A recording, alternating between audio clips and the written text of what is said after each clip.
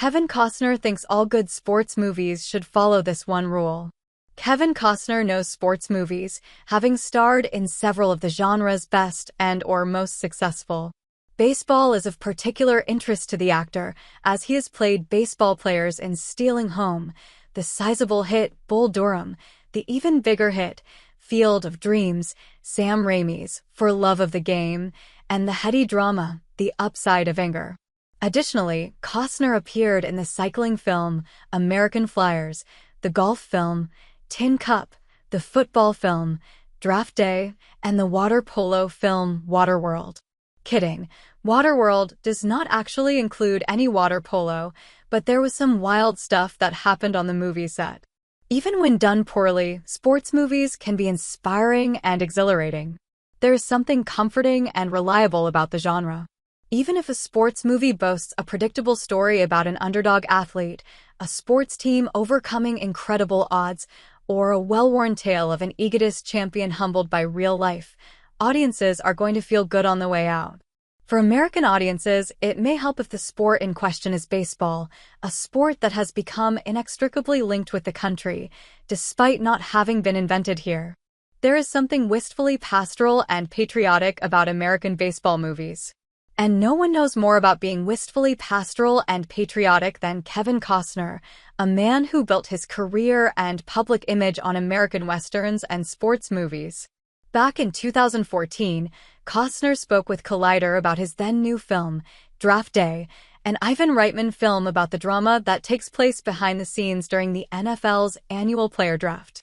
Costner was asked about sports movies in general, and he had a simple answer for how to make one turn out well. Sports movies, he says, aren't really about sports, but the characters. Focus less on the game and more on the people, and you'll have a hit on your hands. Costner seems to have a pragmatic view of mainstream Hollywood cinema and recalls that audiences do indeed have to leave the house and buy tickets to see movies. He imagines the American film-going public as slightly worn out from a hard day at work and eager to use films as an emotional salve.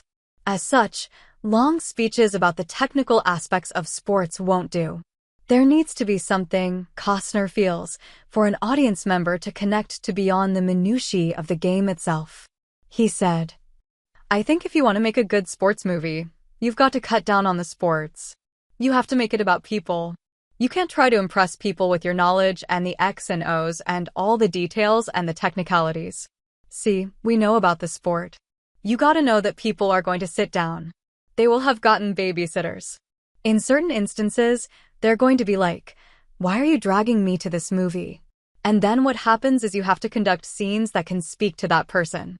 Costner then repeated an imaginary conversation between a football-loving spouse and a football-indifferent spouse wherein the latter asked why they would want to see a football movie when football is always on TV at home, and the former pleading to their partner to attend anyway, while also pleading quietly to Costner to make the movie good. Costner didn't write, produce, or direct Draft Day, which we reviewed here upon its release, but he knows that he'll be the film's face and hence, in his example, the person to which football lovers, with their football-indifferent spouses, will be pleading. Movies are better when people can see themselves in them. Costner knows the age-old adage that people walk away from movies not necessarily remembering the story, but small, meaningful moments. This author happens to agree. Story is less important to movies than most writers and critics might lead you to believe.